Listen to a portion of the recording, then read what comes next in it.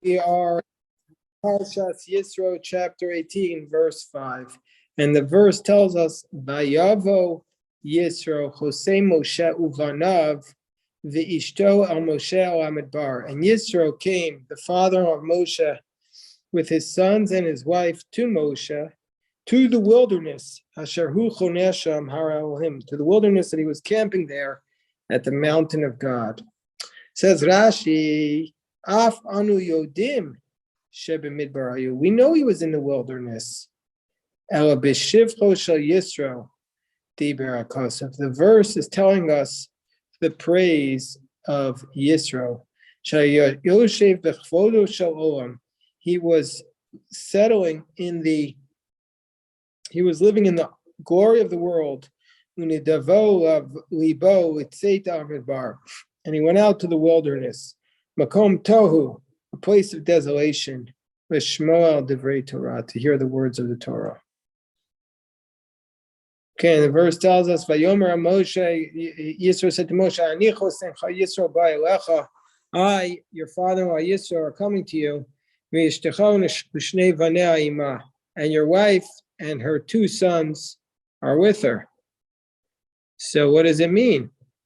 Rashi says, and he said to Moshe, through a messenger, I, your father-in-law Yisro. Rashi says,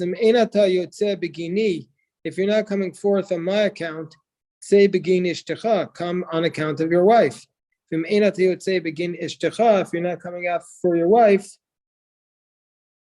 you're not coming out for your wife, say begin shnei banea, come out on account of her two sons. Okay, now up to verse 7. Moshe goes out to greet his father-in-law. He bows down to him and he kisses him. And each one asked his friend, greeted his friend in peace. And they came into the tent. Rashi says,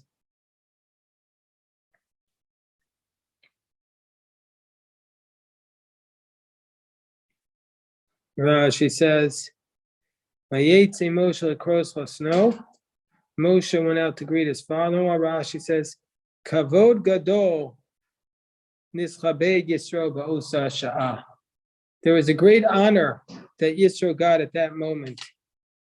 Kivan sheyatza Moshe, when Moshe went out, Yatza Aaron v'Nadav and Avihu. Hello, Jeff. Aaron and Nadav and Avihu also went out. We're going to have to cater after all this because we've got such beautiful fruits here. Meyer went to the fruit farm. Yeah. So when Moshe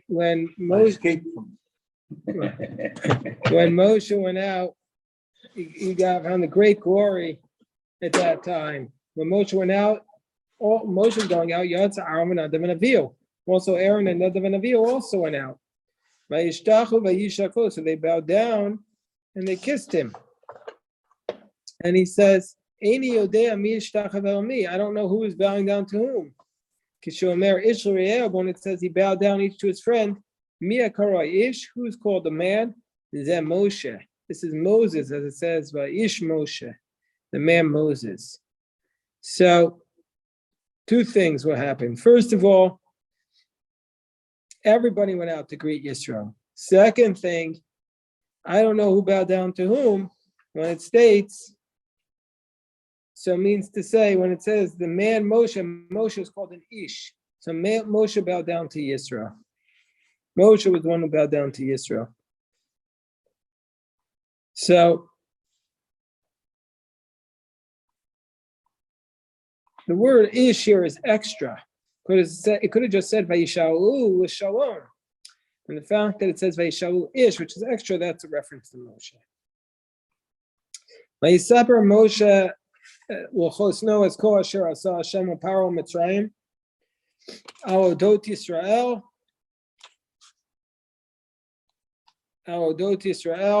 et kol atla asher mitzasem b'derech vayatzileim Hashem.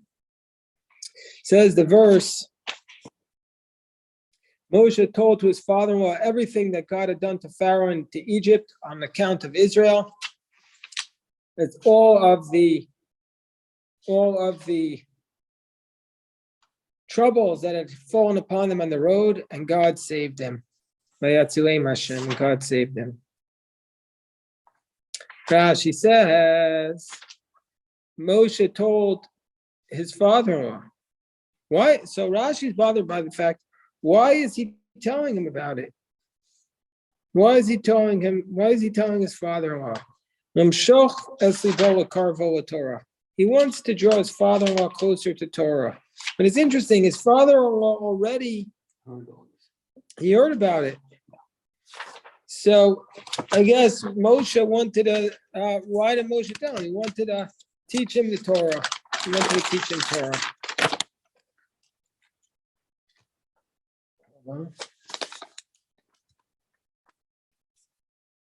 Hold on. Like, why else is he telling it to him?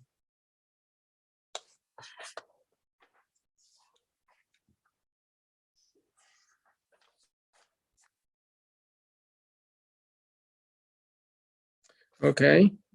Well, I think what Rashi is saying is that because in the first verse it says that Yitro already heard what happened. He already heard it. Right. So now Moses is telling him. So Moses can't be telling him just to inform him because he already knows, unless you want to say Moses didn't know him already.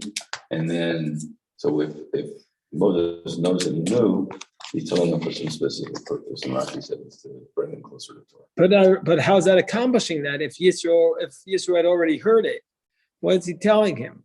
So the concept is, even if he knows something, when you hear it from like a great man, great giant, it's just more inspiring. One version. It's the first person now, and it's not. He's hearing it. Well, we're going to get to that in the next Rashi. The next Rashi is going to say about that. One version, one answer is given by Gersonides. Gersonides? Yeah, Rabag.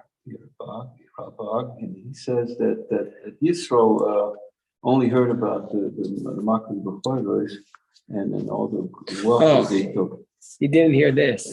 Well, no, here's the key phrase is that he did not think it right. In other words, he thought that he got over punished because he didn't know the sequence, how the whole thing came about, how Pharaoh just kept on. So once he filled in the details, then Yisro said, "Well, yeah, God was just in what he did." Yeah, but you could also just think about it. Just beautiful. Think about Shkoyach. A very prosaically. Let's say you're returning from a great adventure, right? And you heard on the news that this event happened, right? But I'm listening to the news. I hear, oh wow, I know Meyer's over there. Wow, that's incredible. But then when you come back, I want to hear it from you. So that's the next Rashi. It's immediate. That fill in the detail. It's very different. That's the next Rashi. You'll see. God is in the details. I mean, Sinai News Network doesn't cover everything. Well, the Rashi is going to make that point that he you can compare hearing about it to seeing it with your own eyes. Right. But we're going to get to that Rashi. So as all the troubles, Shal Yam Melech, Shal Yam v'Shal Amalek, the troubles of the sea and of Amalek. Hatla'ah, these are the troubles. Rashi says, verse 9, Vayichad Yisro al kol hatova asher asa Hashem l'Yisrael asher hitzilo mi'Mitzrayim. Yisro was rejoicing for all the good that God had done to him and to Israel, that he saved him from the hands of Egypt. Rashi says, Vayismach Yisro zel pshuto. Yisro rejoiced. This was the pshat. Midrash Agadah, and the Midrash teaches us Vayichad to mean Naaseh b'saro chidudin. His flesh became prickly. Meitzar al ibun Mitzrayim. He was upset about the destruction of Egypt. Hainu da'amri inchi giora ad asar dari lo tevazi arma ba'peh. That a convert for 10 generations, you can't disrespect an Aramean in his presence. Meaning to say, Yisro was sensitive about about the Egyptians. Yisro was, even though Yisro had left, even though Yisro was on the other side, Yisro was sensitive. So that's really very, very sensitive point. That even though you think something is not insulting to them, you still have to speak very carefully. Then the verse tells us,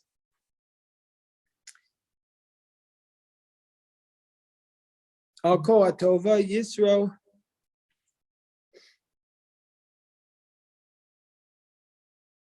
Tovas Haman Va'Be'er Va'Torah. So what does it mean on all the good? This is the good of the man, the well, and the Torah. But above them all, he rejoiced that he had rescued him from the hands of Egypt. Up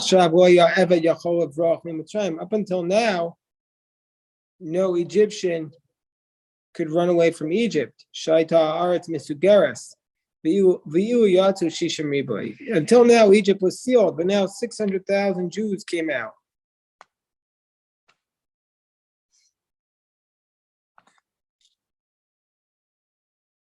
Okay.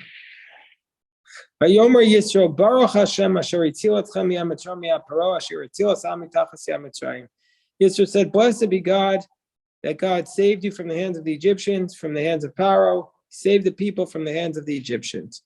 Rashi says, "Asher hitzil atzchem mi'amitzrayim uma kasha." Egypt was a hard nation from the hands of Pharaoh, Melech kasha, a hard king. From under the hand of Egypt, Rashi says, like Uncle says, Lashon Vidui Marus, domination. Hayat Shayu Machpidim Aleim Hi Avodah. The hand that the Egyptians would lay upon the Israelites, this was work. Verse 11, Ataya Dati, Ki Gadol Hashem Mikol Elokim, It says, now I know that Hashem is greater than all the gods.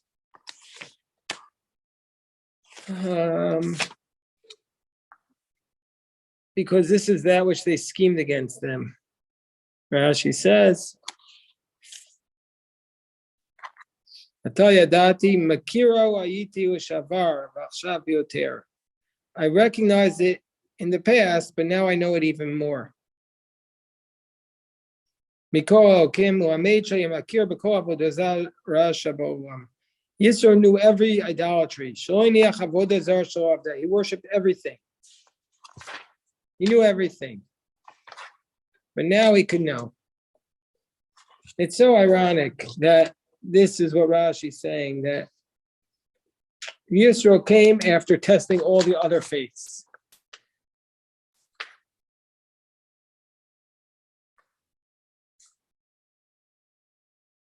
What Iniach means to leave.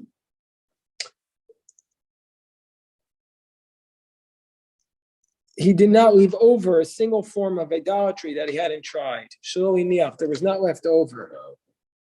Means he tried them all. Yeah.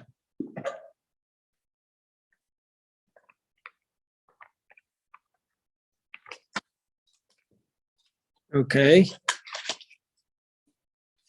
V'kach Yisro. Oh wait, Kiba Devar Asher Zadu Alehem, Kitargumo. Like the Aramaic, meaning to say that what was it that impressed him the most? That the thing which the Egyptians wanted to do to the Jews, that's how they were punished. But Mayim Dimuab, then the Egyptians wanted to destroy them in the water. And they were destroyed in the water. Asher Zadu, Asher Hirshiu. They did evil. Rabosenu Darshu Lashon Vayazed, meaning like cooking. The K'dera Asher Bishlu Ba Nispas, on the pot which they cooked, they were cooked.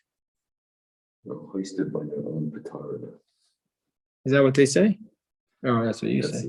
It's an English thing. Hello there. How are we doing? And to study. Here we go. Little Rashi. Little Rashi.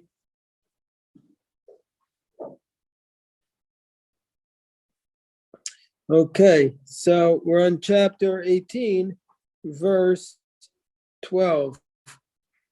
Vayikach Yisro Chosei Moshe Olah Uzvachim Le'Elokim. And Yisro, the father of Moshe, took an olah and his sacrifices to God. Vayavo Aaron L'Chol Ziknei Yisrael Le'Achol Lachem Im Chosei Moshe L'Fnei Elokim.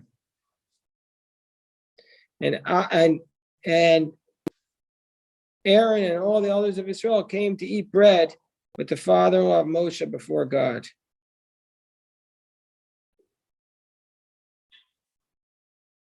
So, what does the Rashi say? Olah, this is Kamashma, Shia Lakalil. There's an offering that was entirely burnt. Zvachim, Rashi says Shlamim, peace offering. Vayavo Aaron, and Aaron came. Moshe Echanalach. Where was Moses? The garam was called Kavod. Moshe went out to greet him and caused all this honor. So Shaya Omeid Umishamish of Nam. Moshe was standing up and serving them. So Moshe was a servant at the meal. Wow. Why did Moshe have to be the servant? But she tells us, we don't know. Because the pasuk doesn't mention him, so there was. No, we know what. That's not the question. That's what they're saying. That's what Rashi is saying that. But I'm saying, why? Why? Not why is there a scriptural problem, but why do we think Moshe was the servant? Well, Rashi says he wants to honor him. Maybe it's a way of giving more honor. Give him even more honor. Wow. That's tough. I know, you had to give him a lot of honor. Before God, Mikan, Shenena Misuda Shatam Chacham Misubin Ba, Kilu Nena Miziv Ashchina. He says, from here we see that if you benefit from the meal that a Talmud Chacham is sitting at, it's as though you're benefiting from the splendor of the divine presence. But I saw a powerful story about this from Rabbi Melech. You want to hear the story? Okay, I have to remember. Let me get the story. Everybody just wait 1 second. Wait 1 second. I'm going to get this story about Rabbi Melech. Hold on. This is a beautiful story about Rabbi Melech. We're in chapter 18, verse 12. Just finished verse 12.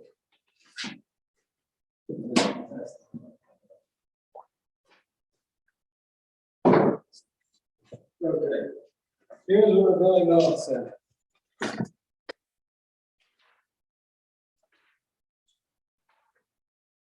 Okay, so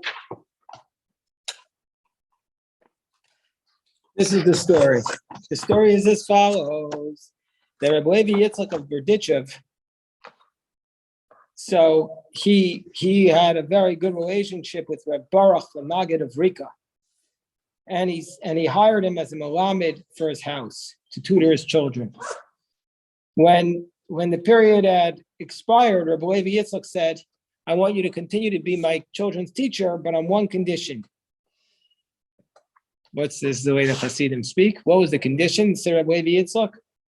That you eat with me out of the same plate. Sounds good. The Maggid of Rika said, I want to think about it. At that time, Berdichev was being visited by Rabbi Melech and Reb Zusha. So the Maggid of Rika decided to ask the advice of Rabbi Melech. Going up to the staircase, which led to the attic where they were sleeping, he heard Rabbi Melech say to his brother, this pasuk. He says, and Aaron, it says in the Torah, we just read, Vayavo Aaron calls Igna Yisrael Echol Lechem. And Aaron came with all the elders of Israel to eat bread with his father-in-law, and with the father-in-law of Moshe, with Neo Elokim, before God.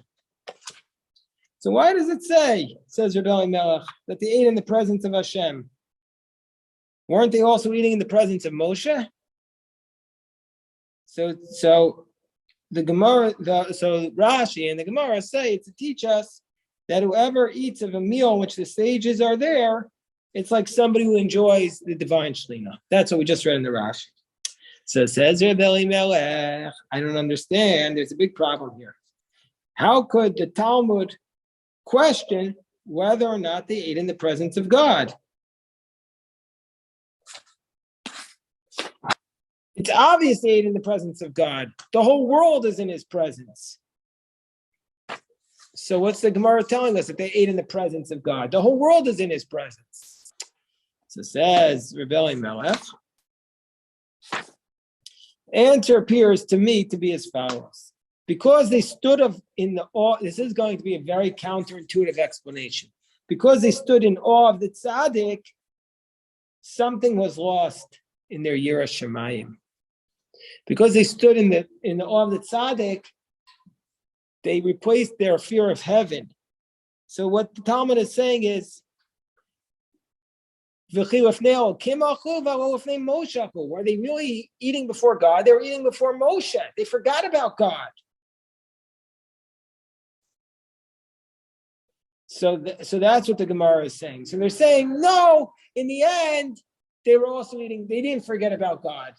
But the Maggid realized that it's not such a good thing to always be eating out of the same plate as a tzaddik, because sometimes you'll forget about God and you'll replace the Yiras Hashem with the Yirah of the tzaddik. So we weren't going to expect that answer from Rebbe Elimelech, but that's what Rebbe Elimelech said. That's what the Gemara is thinking, that they were thinking that. All right, we'll stop the recording here. All right. 4 minutes. I know, we'll stop the recording because what I'd like to do